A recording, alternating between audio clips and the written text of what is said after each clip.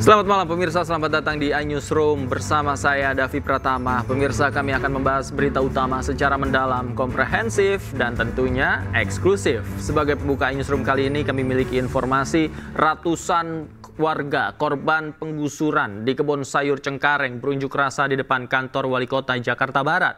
Aksi unjuk rasa berlangsung ricuh karena massa memaksa masuk ke kantor Wali Kota.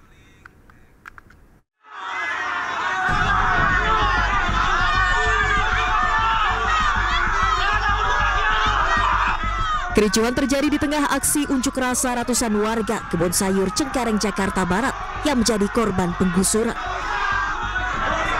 Massa menggeruduk kantor Wali Kota Jakarta Barat karena upaya mediasi untuk menghentikan penggusuran dengan Wali Kota Jakarta Barat tak dipenuhi. Kericuhan pun tak terbendung saat massa memaksa masuk ke dalam kantor Wali Kota. Alhasil mereka terlibat saling dorong dengan aparat kepolisian dan Satpol PP. Dalam mediasi sebelumnya, warga meminta alat berat yang digunakan untuk membongkar lahan di permukiman mereka ditarik kembali. Namun upaya mediasi tak membuahkan hasil dan sebagian tempat tinggal warga digusur. Inginnya warga hari ini kena datang di Wali Kota, hentikan aktivitas dan keluarkan alat beko. Tidak ada penekanan, intimidasi terhadap warga kebun sayur. Intimidasi dari siapa? Ada sekelompok orang, Bang. Sekelompok orang di sana dengan datang dengan tanpa ada sebuah kesepakatan untuk mengosongkan tempat dengan ganti rugi sepihak. Aksi unjuk rasa ratusan warga di depan kantor Wali Kota Jakarta Barat ini merupakan buntut penggusuran tempat tinggal mereka seluas 22 hektar di 2 RW dan 4 RT di Jalan Kapuk Raya, Cengkareng, Jakarta Barat. Warga mengaku mendapatkan intimidasi untuk mengosongkan tempat tinggal mereka dan ganti rugi secara sepihak. Dari Jakarta, Miftahul Gani, iNews melaporkan. Pemerintah kembali mengubah rencana pengangkatan CPNS dan calon P3K formasi tahun 2024. Bagi CPNS, pengangkatan akan dilakukan selambat-lambatnya pada Juni 2025, sementara P3K paling lambat pada Oktober 2025. Keputusan ini disampaikan dalam konferensi pers di kantor Kementerian Pan-RB Jakarta Senin siang. Pemerintah akhirnya mempercepat pengangkatan CPNS dan calon P3K formasi tahun 2024 menjadi paling lambat pada Juni 2025 untuk CPNS dan Oktober 2025 untuk P3K. Langkah ini diambil setelah sebelumnya publik memprotes kebijakan pemerintah yang menunda pengangkatan CPNS 2024 menjadi Oktober 2025 untuk CPNS dan Maret 2026 untuk calon P3K.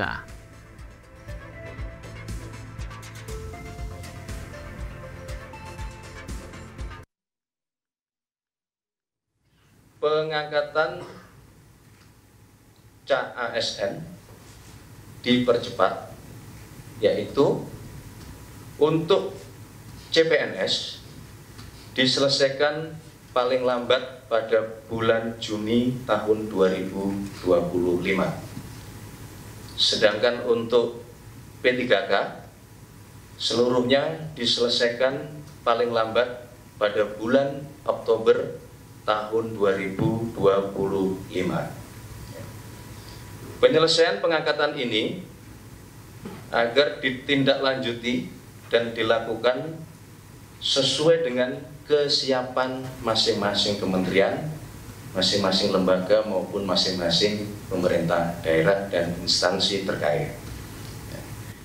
Kedua, kepada kementerian, lembaga, dan pemerintah daerah, Bapak Presiden memberikan petunjuk untuk segera dilakukan analisis dan simulasi dengan tetap mempertimbangkan kesiapan masing-masing di dalam memenuhi persyaratan tersebut agar pengangkatan ini dapat dilakukan sesuai dengan jadwal terbaru yang telah ditetapkan sebagaimana yang tadi sudah kami sebutkan di sesuai dengan Bapak Presiden. Dengan pengumuman ini, seluruh kementerian, lembaga, dan pemerintah Pemda perlu segera menindaklanjuti kebijakan ini dengan menyusun perencanaan pengangkatan CASN secara melalui simulasi dan analisis dengan mempertimbangkan kesiapan masing-masing dalam pemenuhan persyaratan yang telah kami sebutkan.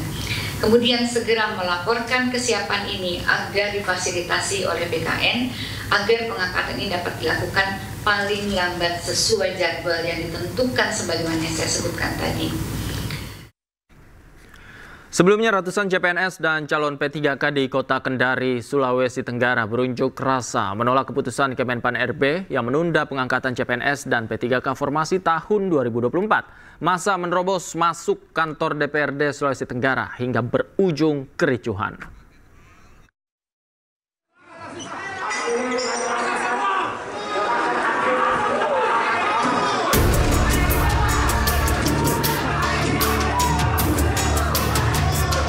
Ratusan CPNS dan calon P3K di Kota Kendari, Sulawesi Tenggara menggeruduk kantor DPRD Provinsi Sulawesi Tenggara.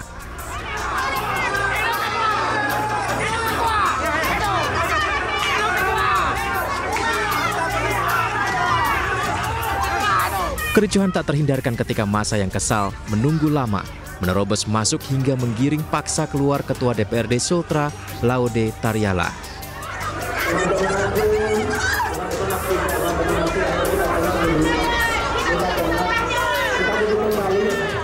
Dalam aksinya sejumlah CPNS dan calon P3K menangis di depan anggota DPRD akibat penundaan pengangkatan menjadi aparatur sipil negara menjadi 1 Oktober 2025 dan P3K pada 1 Maret 2026. Kurang lebih 1 tahun itu kami tidak mendapatkan gaji, tidak bisa bekerja secara intens, soalnya kan mengerti sendiri toh bagaimana kita bekerja terus kita tidak digaji selama 1 tahun itu. Ya kami juga tidak tahu kenapa apa yang harus kami lakukan. Sebenarnya kan ini mestinya pemerintah sudah harus berpikir kenapa. Sebelumnya pemerintah menunda pengangkatan CPNS menjadi 1 Oktober 2025. Alasannya pemerintah hendak menata pengangkatan calon ASN 2024 secara serentak di seluruh instansi. Pemerintah mengusulkan untuk dilakukan penyesuaian jadwal pengangkatan CASN sebagai pegawai ASN dengan perkiraan pengangkatan pada akhir 2025 atau di awal 2026. Memastikan bagi pelamar yang telah mengikuti dan dinyatakan lulus selesai CASN tetap diangkat sebagai pegawai ASN. Pemerintah berupaya agar CPNS yang sudah mundur dari pekerjaannya agar bisa dipekerjakan kembali, sembari menunggu waktu pengangkatan sebagai CPNS. Salah satunya dengan menghubungi kantor lama tempat CPNS bekerja sebelumnya. Apakah saat nanti mengundang para calon ASN-nya, instansi ini kemudian mendata, kemudian menghubungi tempat pekerjanya yang lama, agar bisa mempekerjakan kembali, atau biar kami dari BKN atau Menpan yang menghubungi, misalnya mengkomunikasikan dengan Kementerian BUMN bila yang bersangkutan bekerja di BUMN. Keputusan penundaan pelantikan CPNS formasi tahun 2024 hingga Oktober 2025 dan Maret 2026 untuk calon P3K menuai kontra.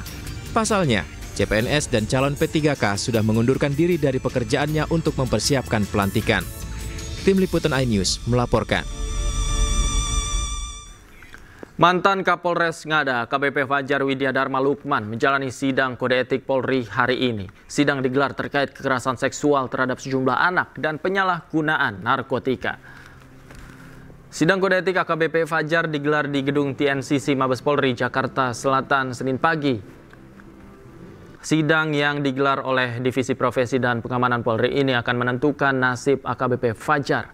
Apakah akan dipertahankan atau dipecat dari institusi Korps Bayangkara. Sebelumnya, AKBP Fajar ditetapkan sebagai tersangka kasus asusila dan narkoba.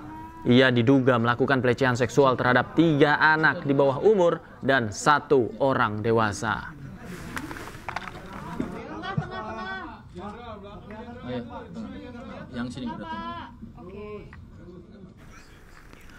Dan untuk mengetahui informasi terkait jalannya sidang kode etik Kapolres Ngada, kita sudah terhubung dengan rekan kami Henry Aprila di gedung TNCC Mabes Polri Jakarta. Selamat malam Henry, apakah sidang kode etik masih berlangsung?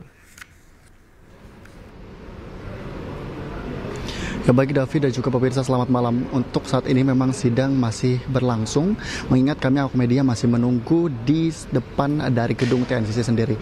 Kalau kita sampaikan kembali Davi, ini sidang memang berlangsung sejak pagi hari sampai dengan malam hari ini.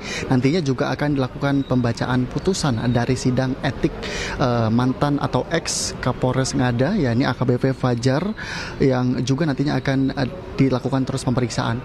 Kalau untuk saat ini kami lihat memang belum ada pergerakan yang cukup berarti yang kemudian nantinya rencananya akan dibacakan tepat pada pukul 8 ataupun pukul 8.30 malam hari, yang akan langsung disampaikan oleh pihak dari Mabes Polri sendiri. Nah, kemudian juga Davi dan juga pemirsa, mengingat tadi juga kami sempat mendapatkan informasi resmi dari Komisioner Kompolnas, yakni Muhammad Khairul Anam, yang menyampaikan untuk kasus ini sendiri dalam pemeriksaan ataupun sidang etik yang dilakukan di Mabes Polri, tepatnya di gedung TNCC sendiri, ini terus digali apakah nama hotelnya apa, kemudian juga apakah ada indikasi korban baru ataupun akan ada tersangka baru dalam kaitan kasus yang melibat dari AKBP Fajar sendiri. Karena mengingat jika kita ulas kembali Davi dan juga pemirsa, bahwa memang kasus ini AKBP Fajar melakukan tindakan seksual, tindakan yang tidak senonoh ataupun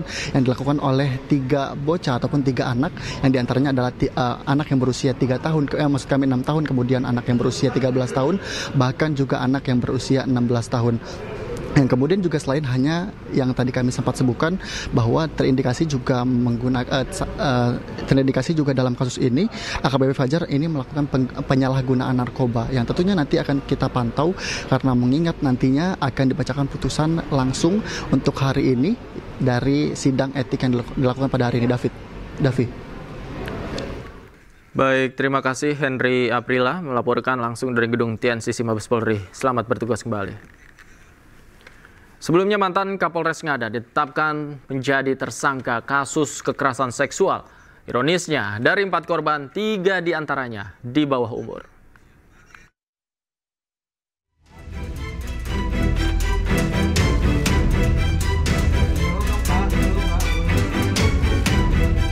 AKBP Fajar Widyadharma Lukman yang sebelumnya menjabat sebagai Kapolres Ngada dinyatakan sebagai tersangka kekerasan seksual.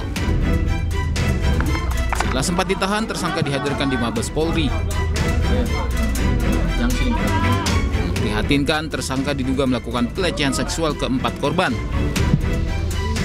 di mana 3 diantaranya masih berada di bawah umur, yakni berusia 6 tahun, 13 tahun, dan 16 tahun. Sementara 1 korban lainnya berusia 20 tahun. Selain diduga melakukan pelecehan seksual dengan korban di bawah umur, tersangka juga diduga menggunakan narkoba dan merekam serta menyebarkan kegiatan asusilanya tersebut hingga ke situs porno luar negeri. Baik, terima kasih. Ditemukan fakta bahwa FLS telah melakukan pelecehan seksual dengan anak di bawah umur sebanyak 3 orang dan 1 orang usia dewasa. Antara lain, saya akan menyebutkan anak 1, anak 2, dan anak 3. Ya, anak 1 usia 6 tahun, anak 2 usia 13 tahun, anak 3 usia 16 tahun, dan anak, orang dewasa dengan inisial SHDR usia 20 tahun. Sehingga ini bisa diketahui pada konteks sebagai anak dan orang dewasanya.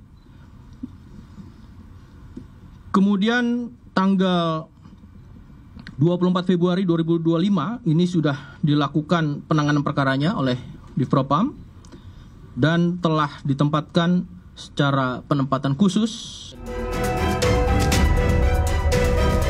Polisi telah melakukan pemeriksaan terhadap 16 orang saksi dari peristiwa ini. Dari Jakarta, Tim Liputan iNews melaporkan. 3 oknum TNI Angkatan Laut menembak bos rental, sampaikan pembelaan dan minta tidak dipecat sebagai anggota TNI. iNewsroom segera kembali.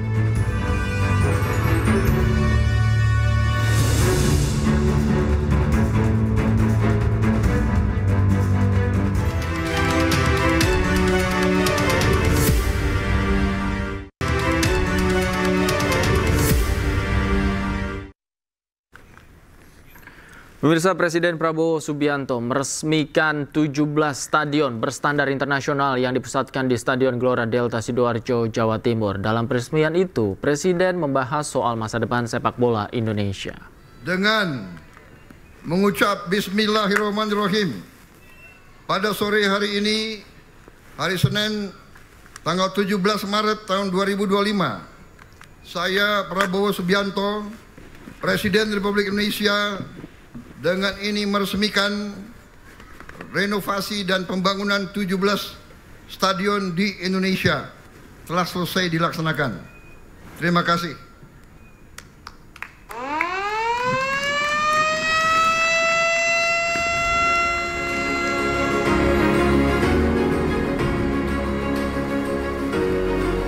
Sebelum peresmian, Presiden Prabowo Subianto menegaskan tim nasional Indonesia harus masuk Piala Dunia. Selain itu, menurut Prabowo, sepak bola adalah lambang harga diri bangsa modern.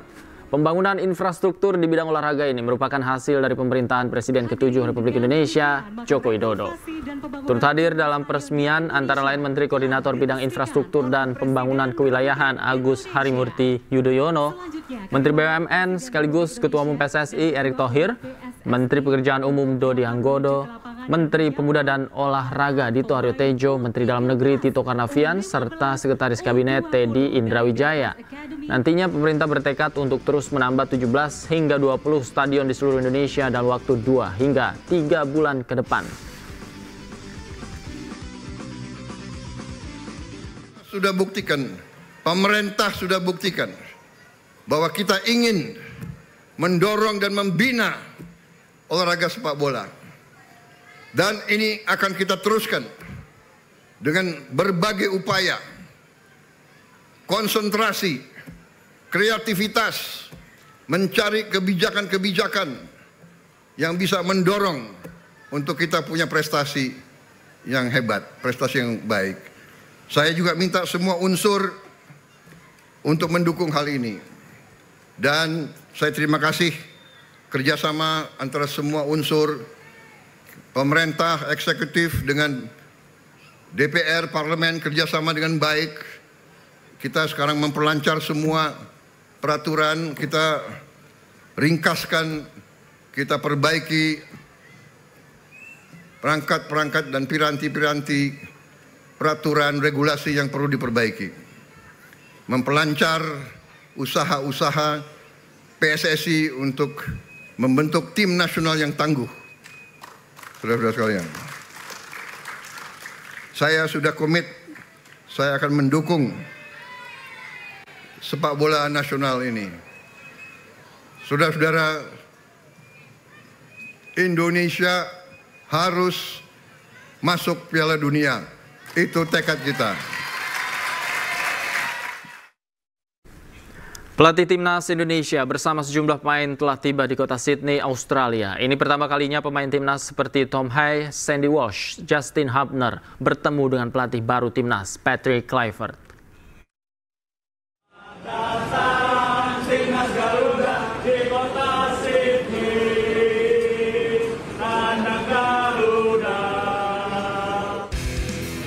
Supporter Timnas Indonesia ternyata begitu banyak yang menyambut para pemain di Sydney Airport, Australia pada Senin pagi waktu setempat.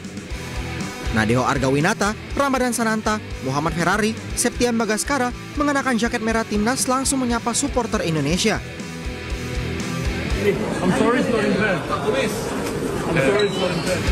Para supporter tetap setia menunggu hingga datangnya Sandy Walsh.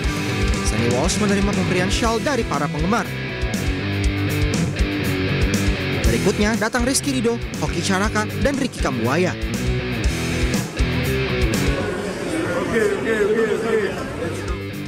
Patrick Kluivert dengan jasnya dan kacamata hitam pun menyapa penggemar di bandara. Kluivert juga menerima shawl dari supporter.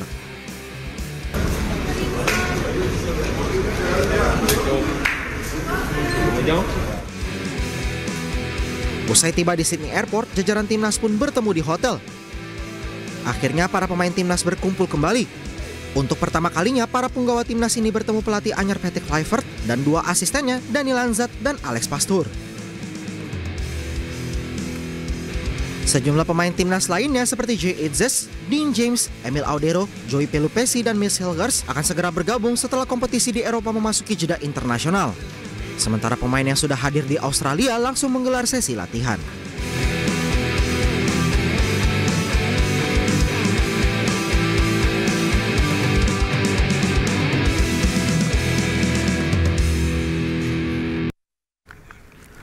Pemirsa, dengan hadirnya 3 pemain baru di Timnas Indonesia, skuad Garuda kadaluarsa menerapkan strategi penguasaan bola. Kluivert diprediksi akan menggunakan formasi 4-3-3. Timnas Indonesia dengan prediksi formasi 4-3-3 di posisi penjaga gawang Emil Audero yang pernah membela Inter Milan, Sampdoria, Como hingga Palermo diprediksi menggeser Martin Paes. Di belakang ada 4 pemain hebat. Mereka adalah Kevin Dix, Miss Hilgers, Jay Itzes, dan Kelvin Verdong. Di tengah ada Tom Hay, Joey Pelupesi, dan Ivar Jenner.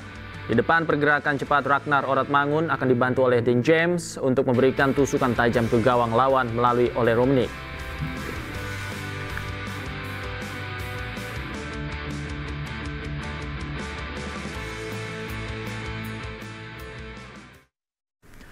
Pemirsa, jika Timnas Indonesia meraih kemenangan atas tuan rumah Australia, tidak hanya membuka peluang lolos Piala Dunia, tapi juga bisa membuat peringkat FIFA Timnas meroket.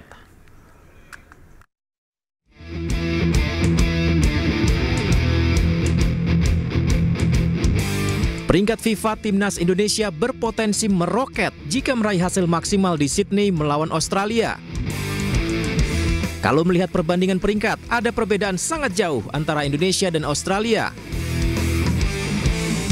Indonesia berada di peringkat 127 FIFA dengan 1130,50 poin. Sementara Australia di peringkat ke-26 FIFA dengan 1544,15 poin.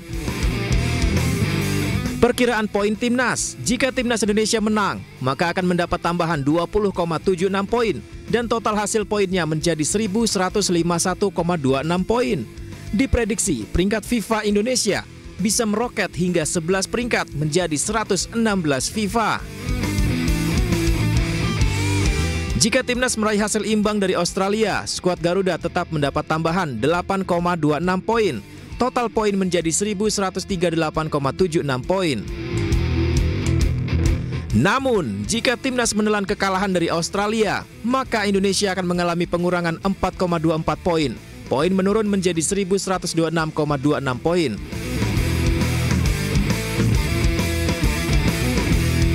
Akan tetapi tak ada yang tak mungkin dalam sepak bola. Timnas Indonesia tetap berpotensi memberikan kejutan di kota Sydney. Meraih 3 poin bukan hal yang mustahil. Maju terus Garuda!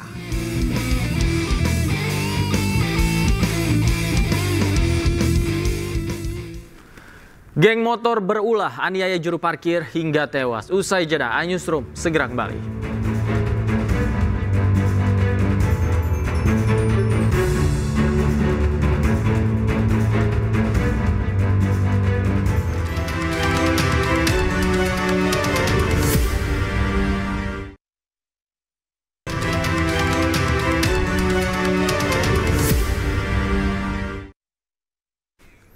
Pengunjung minimarket di Kabupaten Bandung, Jawa Barat dikejutkan dengan pengeroyokan geng motor terhadap seorang pemuda di dalam minimarket. Korban pun tewas dengan sejumlah luka tusukan sementara para pelaku dalam pengejaran polisi.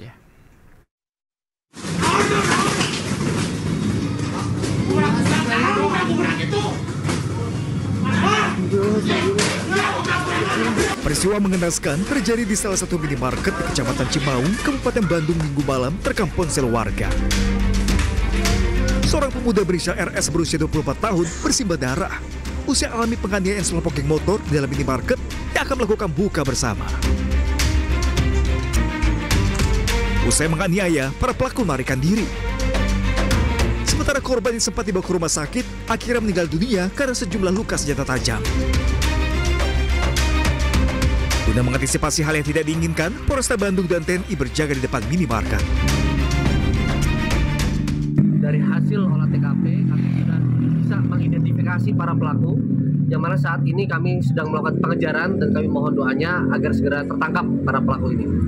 Pak, kalau korban itu meninggalnya di depan apa sempat di rumah sakit, Pak? Untuk korban menurut informasi baik dari para saksi yang ada di TKP, korban sudah lemas ketika dibawa atau dilaksanakan pertolongan pertama dari TKP menuju klinik yang ada di daerah Cimaung. Petugas kepolisian masih lakukan penyelidikan lebih lanjut untuk mengungkap motif penganiayaan terhadap korban di dalam minimarket. Kini kepolisian lakukan pengejaran terhadap para pelaku. Dari Kabupaten Bandung, Jawa Barat, DPR kembali melanjutkan pembahasan revisi Undang-Undang TNI di DPR. Sementara terkait pembahasan RUU di Hotel DPR, membantah rapat pembahasan RUU TNI digelar tertutup.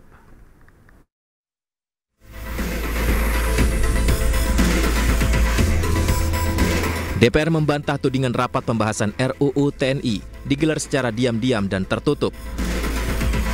Wakil Ketua DPR Sufmi Dasko Ahmad mengatakan tidak ada yang disembunyikan dalam pembahasan RUU TNI.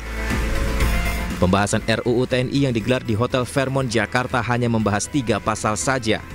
Rapat di hotel juga dipersingkat dari 4 hari menjadi 2 hari saja dalam rangka efisiensi. Yang pertama saya sampaikan bahwa tidak ada kebut-mengebut dalam Undang-Undang revisi Undang-Undang TNI. Seperti kita tahu bahwa revisi Undang-Undang TNI ini sudah berlangsung dari berapa lama ya? Berapa bulan lalu. Dan itu kemudian dibahas di Komisi 1 termasuk kemudian mengundang partisipasi publik. Yang kedua, bahwa tidak ada kemudian rapat terkesan diam-diam karena rapat yang dilakukan di hotel itu adalah rapat terbuka. Boleh dilihat di agenda rapatnya, itu rapat diadakan terbuka dan memang konsinyering dalam setiap pembahasan undang-undang itu memang ada aturannya di dalam peraturan pembuatan undang-undang dan tidak menyalahi mekanisme yang ada. Walaupun kemarin saya lihat rencananya 4 hari, disingkat menjadi 2 hari dalam rangka efisiensi. Dasko juga menyebut draft RUU TNI yang beredar di media sosial berbeda dengan draft yang dibahas Komisi 1 DPR. Sementara Komisi 1 DPR hanya membahas 3 pasal saja dalam RUU TNI, yaitu Pasal 3 Ayat 2, Pasal 53, dan Pasal 47. Dari Jakarta, Tim Liputan iNews melaporkan. Revisi Undang-Undang TNI menjadi sorotan. Salah satunya terkait 3 poin, yakni TNI aktif bisa menduduki jabatan sipil, umur pensiunan, dan TNI di bawah Kementerian Pertahanan. Dalam Undang-Undang TNI sebelumnya, TNI aktif tidak boleh menjabat di kementerian ataupun lembaga sipil sebelum mengundurkan diri. Sementara di RUU TNI, perwira TNI aktif bisa menjabat di 16 kementerian lembaga, yakni di Koordinator Bidang Polkam, Pertahanan Negara, Setmilpres, Intelijen Negara, dan Sandi Negara. Lemhanas, Dewan Pertahanan Nasional, SAR Nasional, Narkotika Nasional, Kelautan dan Perikanan, BNPB, dan BNPT. Selanjutnya, Keamanan Laut, Kejaksaan Agung, Mahkamah Agung, dan Badan Nasional Pengelola Perbatasan atau BNPB.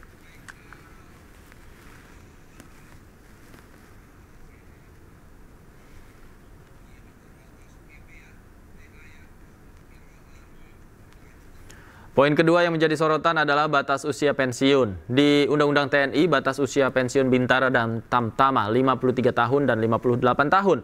Sementara di RUU, TNI Bintara dan Tamtama 55 tahun dan Bintang 4 usia pensiun disesuaikan dengan kebijakan Presiden.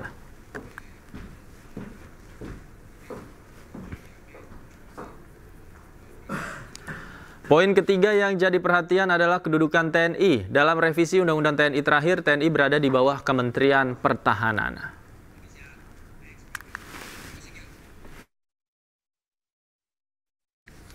Pemirsa, sebuah mobil minibus pengangkut telur ludes terbakar di Temanggung Senin siang. Diduga kebakaran terjadi karena korsleting dari bagian mesin. Dan informasi akan hadir ini sekaligus menutup jumpa kita di iNewsroom malam hari ini.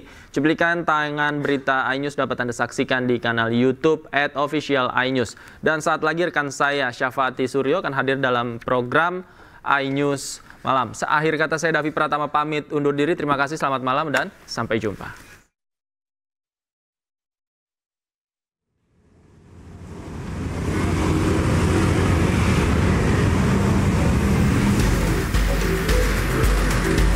Sebuah minibus terbakar hebat di pinggir jalan Protokol Ahmad Yani, Temanggung, Jawa Tengah. Kobaran api dengan cepat menjalar dan mobil ludes dalam waktu singkat. Api baru berhasil dipadamkan ketika 2 mobil pemadam kebakaran tiba di lokasi. Kejadian berawal saat pengemudi mengantar telur di Banyu Urip. Tiba-tiba banyak orang memperingatkan ada percikan api. Kemudian api dengan cepat membakar mobil dan ratusan telur yang masih tersisa di dalamnya. Kata orang tuh banyak ada tetesan api, terus saya kan coba ngegas, ternyata mesinnya sudah mati. Terus saya setengah komplain, saya berhentikan di situ yang aman kira-kiranya. Nah, tahu-tahu saya lihat ke bawah, ternyata udah tambah banyak tetesan apinya. Kata Pak supir Kopata tadi disuruh nyabut aki, ya saya nggak berani toh. Terus saya cari bantuan, cari apa, ternyata nggak ada.